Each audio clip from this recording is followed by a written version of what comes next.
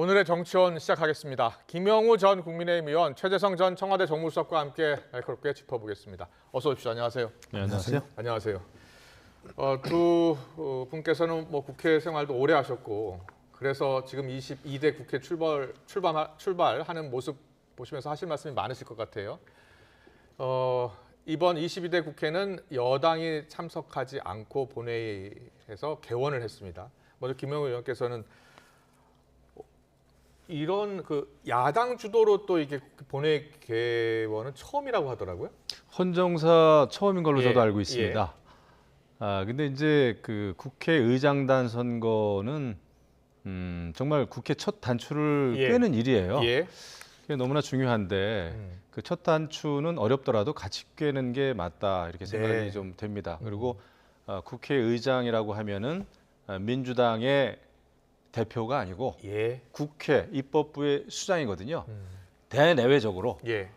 그렇기 때문에 이제 어렵더라도 여야가 시간이 조금 걸리더라도 협의를 해가지고 본회의를 열어서 의장단을 선출했으면 너무나 좋겠다. 물론 민주당이 지난 총선에서 이긴 거는 확실한 그 팩트입니다. 하지만 그렇다고 해서 다수 정당이 국회에서 마음대로 하라고 그런 그 권한을 위임해 준 건 아니거든요. 그래서 어렵더라도 협상을 해야죠. 그게 또 관례였고요. 최재성 수석께서는 이 원구성 협상도 과거에 해 보셨잖아요. 아주 오래 전입니다만 그 원구성 협상 하기가 이렇게 어려웠었나요? 당시 때도? 어렵죠. 그래도 그때는 합의 처리를 했죠. 그렇습니다.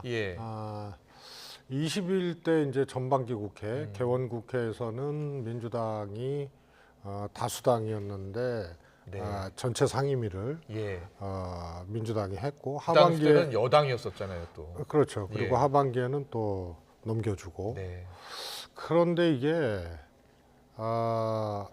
그 전에도 한번 그런 적이 있었지만 17대 국회에서 사실 법사위원장 문제가 야당으로 갔거든요. 오래전이었나요? 그리고 18대 민주당이 또 야당이 되면서 민주당이 갖고 오고. 그랬군요. 그러다가 이게 이제 일당이 양보해야 된다. 그러니까 이당이 해야 되느냐, 야당이 해야 되느냐가 왔다 갔다 했어요. 그래서 좀 복잡한 뭐가 문제. 바람직한 겁니까? 저는 법사위에 문제가 되고 있는 작부 수정의 권한을 넘어서서 아예 법을 뜯어내고 바꾸고 이런 것을 방지하는 규정들을 좀 만들어서 또 하나는 법사위에서 위원장이 법사위를 제대로 개최 안 하고 소위 말해서 오랫동안 쥐고 있고 이걸 심의 통과를 못하게 하고 이런 게 법사위원장 혼자 가능하거든요. 이런 것에 대한 방지 규정들을 만들어서 제가 보기에는 국민의힘이 법사위원장을 하되 이런 조항을 만들어서 거의 동시 패션으로 이번에 패스트트랙보다 더 강한 조치로 지금 패스트트랙을 통해서는 할 수 있지 않나요? 할 수 있는데 법사위원장 거치지 않아도? 그렇습니다. 그런데 법사위원장이 법사위 자체가 사실 규정된 것보다 과도한 권한을 행사하고 있거든요. 말씀드렸던. 그 다음에 이게 모든 법의 이제 길목 아니에요. 여기를 통과해야 이제 본회의 가는데 모든 상임위를 통과해도 법사위를 반드시 거쳐야 합니다. 이게 이제 한정없이 청원시키거나 잡고 있는 행위, 작구 수정의 권한을 넘어서는 법 자체를 만지는 행위 이런 것을 금지를 시키고 개원 협상에서 요 조건으로 동시 패션으로 좀 했으면 좋지 않았겠나 그렇군요. 싶습니다. 지금 추미애 의원이 임시 국회의장을 맡아서 의장석에서 지금 우원식 의장을 뽑는 과정을 지금 의장으로서 임시 의장으로서 지금 진행하는 모습을 보셨습니다. 혹시 궁금해하실 분들이 있어서 설명을 드리고요. 그러면 김영우 전 의원께서는 그러면 앞으로 이제 7일까지니까 이틀밖에 남지 않았잖아요. 이 원구성 합의 볼 수 있겠습니까? 어려워 보이겠는데? 왜냐하면 법사위원장은 민주당 반드시 가져가겠다는 거거든요. 뭐 양쪽이 다 마찬가지입니다. 근데 이제 17대 국회 이후에 그래도 관례라고 만들어진 것이 국회의장이 속한 정당이 아닌 다른 정당이 이제 법사위원장을 가져갔거든요.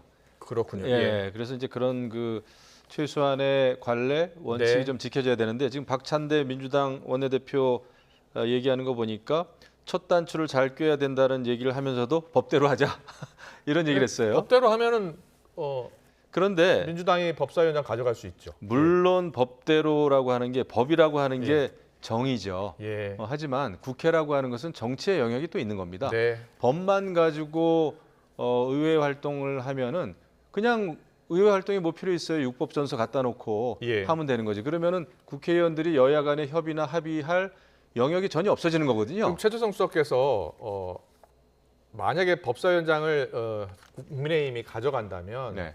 법안을 지나치게 잡고서 넘겨주지 않는 그러한 병폐를 없애는 어떤 그런 방지 조치를 만들어 놓는 건 어떻겠느냐라는 의견을 제시해 주셨어요. 그게 당분간은 불가능하죠. 왜냐하면 지금 법사위원장을 양쪽 정당이 고집하는 이유는 특히 민주당이 또 고집하는 이유는 그런 그 제한 없이 법사위원장으로서의 권력을 갖겠다라는 것 때문에 그 목적이 그건데 아마 그 여야 간에 협의 안 될 겁니다. 협의 안 될 것 같다. 어떻게 예상하세요? 협의 안 될 것 같습니까?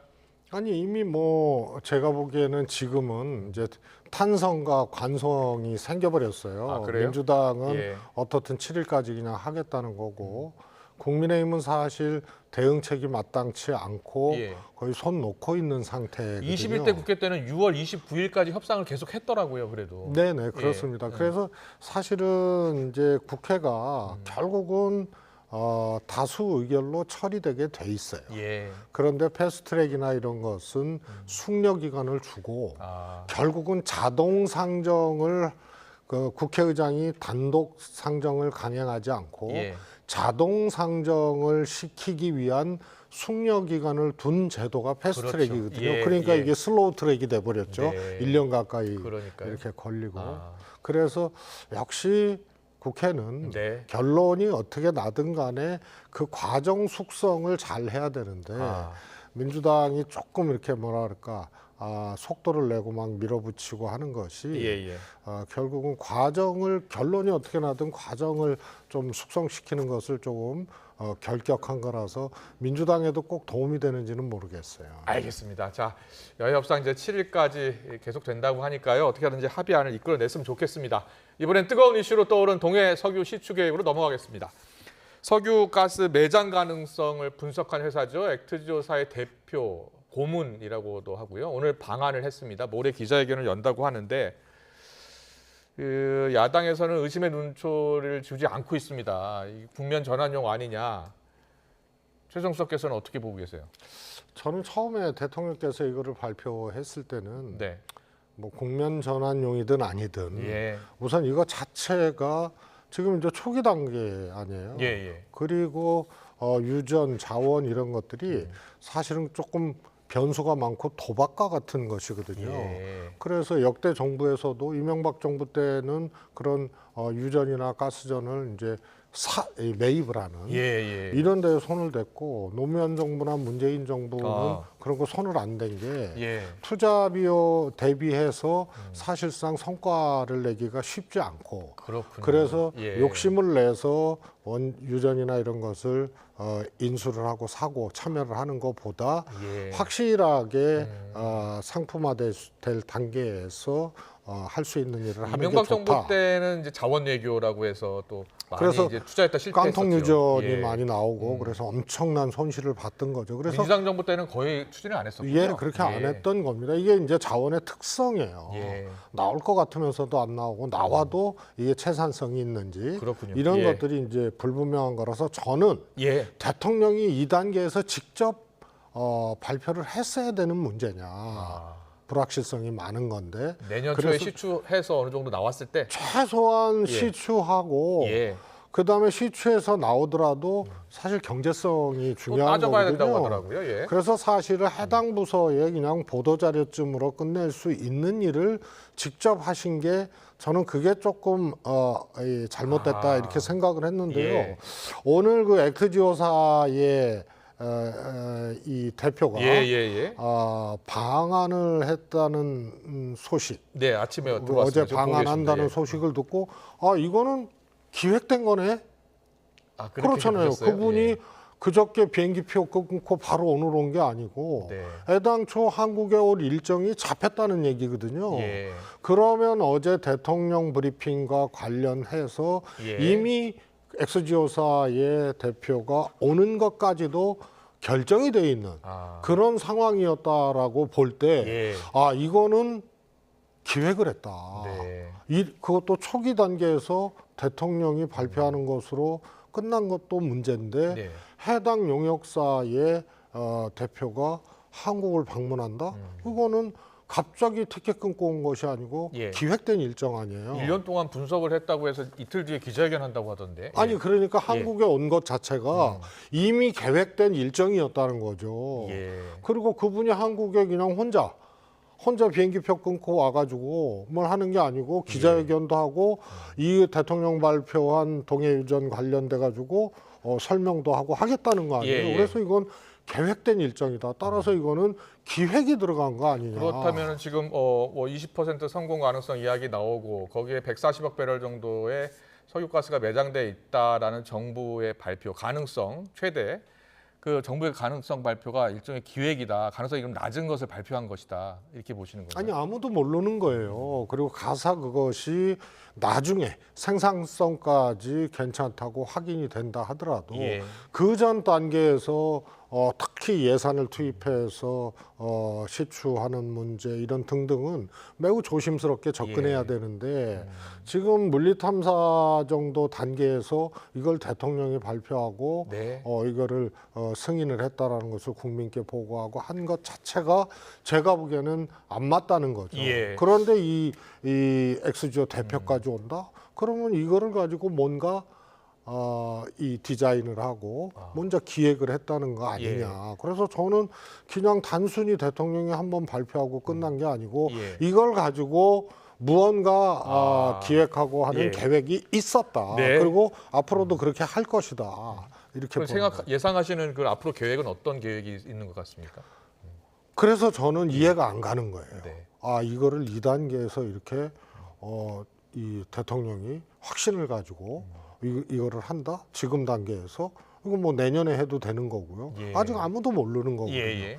그래 나와서 나쁠 거 없죠. 그러나 그거에 대해서 아무도 확실성을 갖지 못하는 단계에서 이렇게 하는 것 자체가 저는 잘못됐다는 거고요. 알겠습니다. 그래서 정치적으로 저는 뭐 국면 전환용이다 이런 최초의 얘기에 대해서 별로 동의하지 않았는데 너무 어설프니까 그런 가능성도 이런 있겠다. 정치적인 어떤 의도가 들어갔을 수 있다라고 보는 거죠. 알겠습니다. 잘 들었습니다. 야권의 공세는 계속 높아지고 있는데 오늘 이재명 대표가요. 정부 예산을 전적으로 들여야 하는지 심각하게 고려해야 한다라는 말을 했어요. 그리고 이준석 대표는 사기나 그런 경계선에 있는 것 아닌가라는 표현까지 했는데 김영우 의원님 첫 번째 이제 야당에서의 주장은 국면 전환용이다라는 주장을 많이 펴고 있고 그리고 석유가스 매장 가능성인데 대통령이 나와서 꼭 발표를 했어야 하느냐라는 문제를 제기하고 있어요. 거기에 대해서는 어떤 생각이세요? 뭐 사실은 이거는 철저하게 전문가들이 만든 아무튼 그 보고서를 참고로 했겠죠. 그리고 그 석유 매장 가능성이 굉장히 높고 하다면은 굉장히 그 기대할 수 있는 좋은 일이죠. 그런데 이제 모든 일들이 지금 이제 정치화된 거죠. 정쟁화됐고 지금 야당에서는 국면 전환용이 아니냐. 그다음에 이제 아까 이제 기획된 일들 아니냐 그러는데 기획설. 이 계획과 기획이 참 한 끗 차이입니다. 전문가가 이제 우리 국내에 와가지고 너무 국론 그 분열이 심하고 정쟁화되다 보니까 이런 거에 대해서 아마 전문적인 여태까지 쭉 그 보고서를 만든 입장에서 어떤 말을 좀 할 것 같아요. 기자회견을 한국인들에게 한다니까. 더 나은 명확한 답변을 주기 위해서 왔다. 그렇습니다. 뭐 이렇게 하면서 근데 오더라고요. 이제 명확한 답변이라는 게 참 어떤 내용이 될지 제가 좀 궁금한데 이것은 왜냐하면 100% 확실한 가운데 이런 일을 진척시킨다는 건 불가능한 거 아닙니까? 어느 정도 확률의 시추 문제고. 단계 때 지금은 이제 분석 단계잖아요. 시추하고 나서 유전이 발견됐을 때 대통령이 발표하는 게 더 낫지 않았을까라고 보는 분도 있어요. 뭐 그렇게 따지면은야 확실할 예. 때 알리는 게 가장 좋은 일이겠죠. 예. 그리고 근데 이게 예산이 들어가는 부분이 있다고 하더라고요. 뭐 시추 예. 한 군데 하는데 1,000억 원 정도 든다는 예. 거 아닙니까? 예. 근데 아마 5군데 정도 해야 된다 뭐 이런 얘기가 있는데 예. 이것이 이제 과거와는 다르게 요즘 국민들이 워낙 많은 뉴스를 접하고 하다 보니까 과거에 76년입니까? 예. 그때도 이제 비슷한 일이 있었다고 해요. 네. 박정희 대통령 시절이죠. 예. 그래서 이제 이게 이제 모든 이슈가 정장화되고 있는데 뭐 야당이 이것을 국면 전환용이다 아니면 대통령이 직접 했어야 되느냐라는 비판에 대해서는 일면수긍이 갑니다만은 오늘 권영세 의원은 국면 전환용이라면 왜 총선 전에 했지 지금 했겠냐라고서 또 방어하더라고요. 그렇습니다. 그리고 아까 이제 자원외교 같은 거 말씀하셨는데 자원외교라든지 예. 이런 자원에 대한 탐사, 그다음에 이런 그 해외 어떤 계약 같은 거는 무슨 80%, 90%, 100% 가능성이 있을 때 하는 게 아닙니다. 예. 이 자원이라는 건 늘 준비가 돼야 되고 그나마 MB 정부 때 했던 그 자원 외교 덕분에 예. 지금 상당 부분 그때 그냥 그때 맺었던 계약 덕을 예. 지금 보고 있는 분야도 굉장히 많이 있습니다. 그렇군요. 네, 그렇죠. 그래서 예. 그런 문제를 생각할 때 이것을 계속 정쟁으로 끌고 가는 것이 예. 과연 도움이 되겠는가? 예. 근데 대통령이 기왕에 나섰기 때문에 네. 이런 그 일어나고 있는 갈등이나 분열이나 정치적인 음모론에 대해서는 예. 어느 정도의 또 설명이 좀 필요하겠죠. 예, 우리나라도 이 관련 분야에 또 전문가들도 많으니까요. 전문가들도 이제 모레 기자회견 때 또 지켜보고 있을 것이고요. 예. 이런 때는 전문가들 얘기를 들어야 됩니다. 네, 정치권은. 알겠습니다. 아니 그러니까 예. 이게 이준석 대표가 사기의 경계선이라는 표현을 했거든요. 예. 우선은 그 액트지오사의 보고서를 검증을 했느냐. 예. 근데 현재까지는 그냥 액트지오사의 보고서 그 자체를 갖고 한 것 같아요. 정부 발표는 엑사의 검증을 갖고 우리 관련 기관에서도 검증을 한번 했다고 합니다. 예. 아니 예. 보통 이런 것은 예. 뭐 그렇지 않은 경우도 있다고 하는데 예. 이제 복수 검증을 하죠. 예. 그래서 어떤 개인이 예를 들어서 우리 뭐 교수나 예. 하여튼 전문가 한 예. 사람이 할 수 있는 일이 아니고 예. 용역을 이제 두 군데를 한다든가 예. 교차 검증을 해야 된다는 것이고 예. 또 하나는 이 용역사 대표가 지난 11월에 퇴사를 했어요. 예. 그리고 새로 회사를 하나 만드는데 네. 여기는 시초회사 같아요. 예. 그러니까 이게 분야가 전혀 다르고요. 그리고 이분이 직접 주로 이제 교육, 평가, 컨설팅 요쪽의 전문가이기 때문에 예. 관련 경력을 이런 일을 할 수 있는 전문가로 그렇게 봐야 되느냐라는 논란이 있어요. 예. 그래서 이 과정 자체가 새로운 어떤 의구심이나 의혹들을 지금 발생하고 시키고 예. 있기 예. 때문에 이준석 대표가 일종의 이거는 사기의 경계선 아니냐 그랬고 한국 직원도 있어요. 예. 한국에. 그래서 우선 이 과정 자체가 너무 네. 이 조악했고 또 허술했고 또 그런 이제 의혹들이 나올 수밖에 없는 사안이 저는 되고 있다고 봅니다. 네, 알겠습니다. 모레 기자회견이 열리니까요. 한번 잘 지켜봐야 될 것 같습니다. 그런데 이 동해 시추를 놓고요. 난데없이 시 맞대결이 벌어지고 있습니다. 어떤 맞대결인지 영상으로 만나보고 오겠습니다.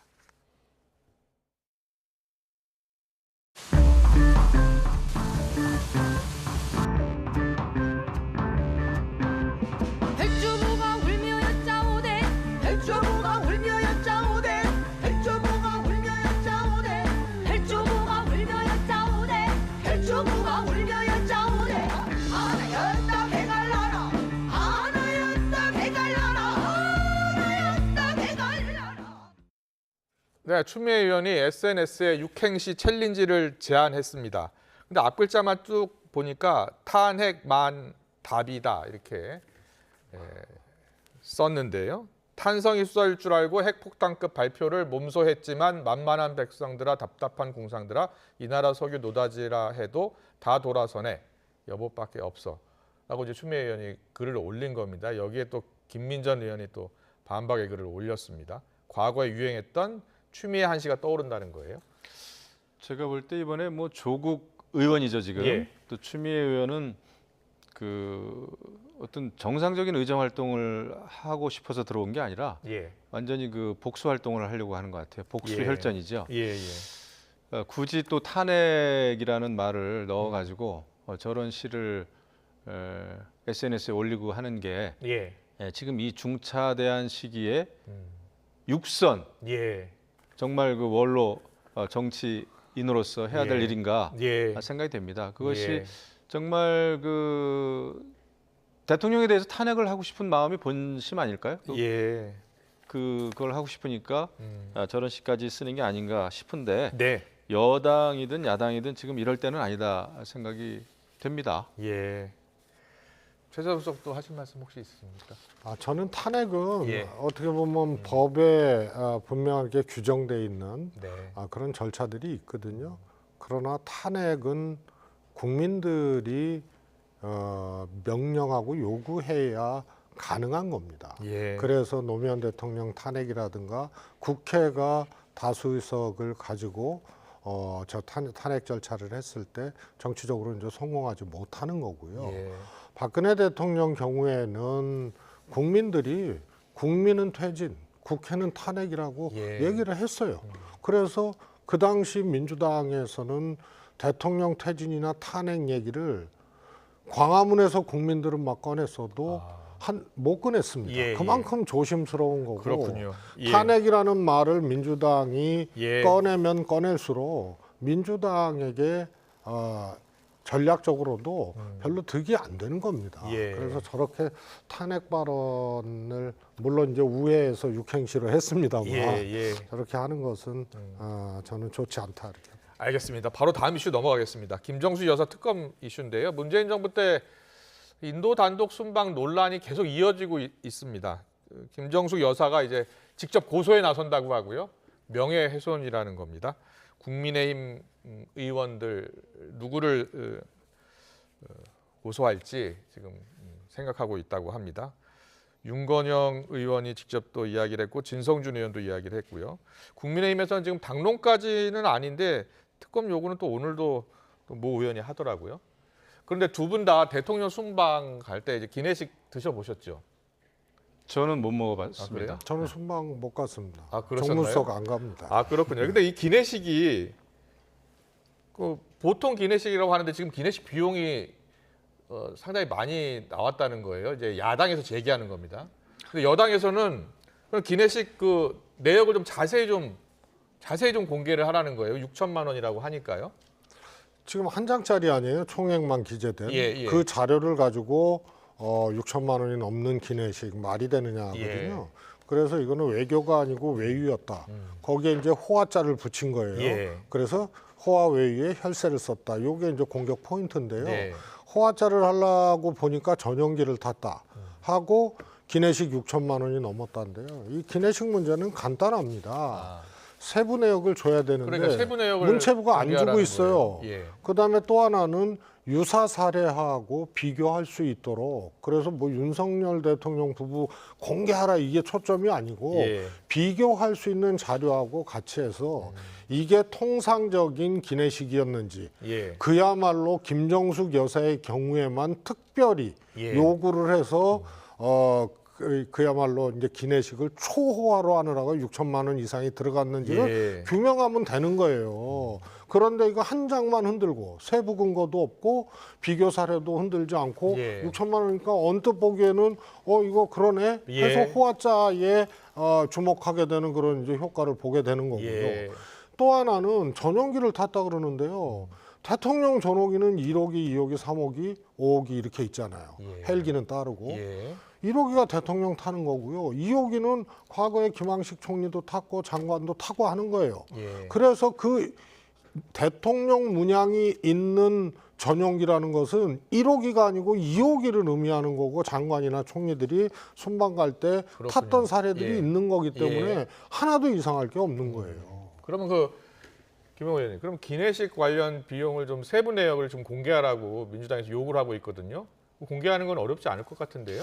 저는 그런 거 하라고 예. 국회 상임위도 열고 국정감사 하는 겁니다. 아, 예. 근데 이 문제에 예. 기름을 끼얹은 것이 문재인 전 대통령이에요, 사실은. 예. 회고록을 내면서 김정수 여사 단독 예, 영부인 예. 외교라고 그러고 그런데 알고 보니까 도종환 문체부 장관의 특별 수행원 자격으로 갔다는 거 아닙니까? 예.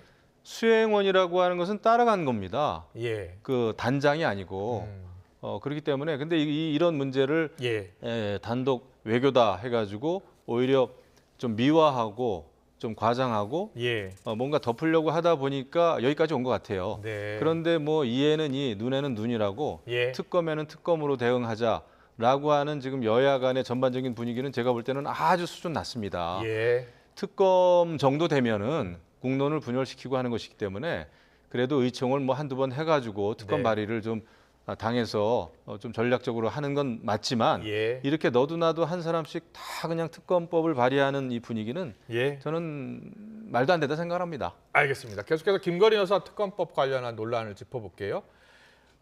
민주당이 김건희 여사 종합특검법을 지금 이미 발의한 상황이고요.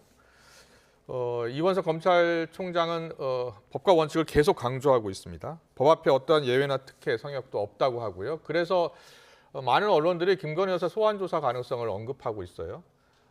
소환 조사 가능성이 있다고 보시는지, 그리고 만약에 소환 조사가 이루어진다면 어떤 식으로 이루어질 것 같습니까? 뭐 이원석 총장 발언을 보면은 법 앞에 평등하다라는 걸 강조하는 것 같습니다. 예. 그리고 이번 수사가 너무나 또 형식적으로만 이루어졌다라고 하면은 이거에 대해서 또 국민적인 어떤 그 비판이 당연히 일지 않겠습니까? 예. 그런 거를 의식 안 할 수가 없을 것 같아요. 그래서 검찰에서도 많은 고민이 있겠지만은 예. 뭐 법대로 해야 되는 게 맞겠죠. 그다음에 네. 법이라고 하는 것은 여태까지 또 축적된 관행이라는 게 있지 예, 않겠습니까? 그거대로 해야 네. 된다라는 생각이 좀 듭니다. 최종 수석께서는 어떻게 예상하세요? 김건희 여사 소환 조사 그리고 형식, 방법? 예. 지금 중앙지검장하고 1, 2, 3, 4차장이 바뀌었잖아요. 네. 그러면 이제 그 밑에 이제 부장 검사들이 있는 거거든요. 예. 그래도 이제 담당 검사 후속 인사 아. 이것에 조금 달려 있다고 보는데요. 얼마 전에 부장검사 그대로 있기로 하지 않았나요? 아닙니다. 그게 예. 지금 좀더 그런 요청을 했고요. 아, 그런 아직 거군요. 결정이 안 예. 난 상황이기 때문에요. 만약에 예. 바뀐다 그러면은 수사의 흐름이 끊어지기 때문에 예. 검찰총장의 의지가 어떻든 간에 바로 진행하기는 이제 소환 조사가 어려울 수도 쉽지가 않을 있다는 거고요. 거예요? 뭐 예. 총장 임기가 이제 한 석 달 남은 거 아니에요? 예. 그래서 요 인사가 좀 변수가 될 수 있고요. 아. 언뜻 보기에는 이원석 총장은 예. 의지는 있다고 보여지고 그런 예. 보도도 났어요. 예. 그러나 그것이 적어도 윤석열 당시 검찰총장 예. 이전 모든 걸 놓고 한번 붙어보자 싸워보자 정도가 아니면 예. 사실은 쉽지 않은 문제인데 그렇군요. 거기에 예. 이제 인사 변수라는 것이 또 영향을 미칠 수 있다고 봅니다. 알겠습니다. 끝까지 봐야 되겠네요. 마지막 질문 드릴게요. 민주당 당원 당규 개정 관련해서 여쭤볼게요. 오늘 장경태 최고위원이 인터뷰에서 대선 1년 전 대표직 사퇴 조항을 유지하면 개헌으로 대선이 변경될 때 선거에 못 나간다. 그래서 지금 규정을 손보려고 한다라고 하더라고요. 하등 필요 없는 것이요. 예.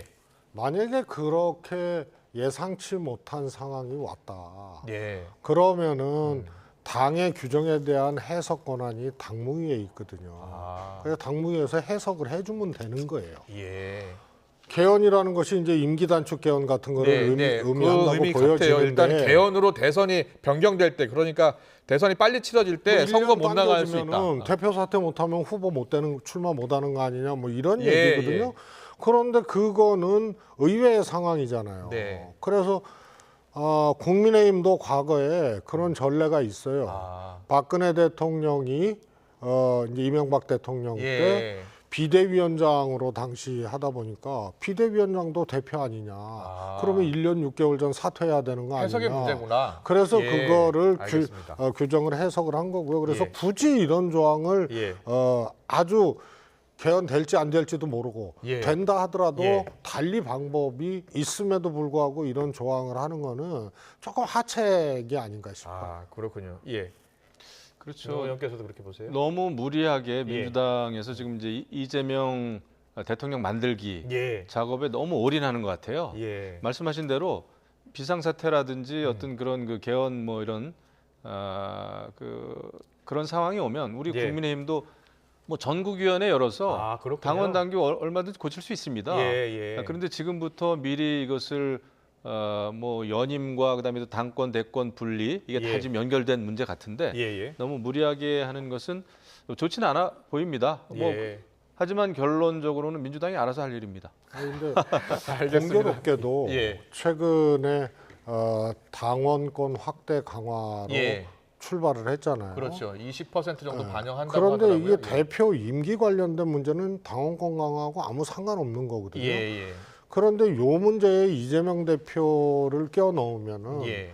이재명 대표를 위한 거 아니냐라는 추론이 예. 공교롭게도 이렇게 맞아떨어져요. 그러니까 예. 꼭 달리 방법이 없다면은 할 수도 있겠죠. 예. 그러나 달리 방법이 있는데 굳이 해야 될 이유가 무엇이냐라는 예. 물음에 뭐 이 대답할 수가 없을 거예요. 그래서 예. 이거는 괜한 일을 하고 있는 거죠. 알겠습니다. 오늘 그 정치권 이슈 자세히 짚어봤습니다. 김영호 전 국민의힘 의원, 최재성 전 정무수석과 함께 이야기 나눴습니다. 잘 들었습니다. 고맙습니다.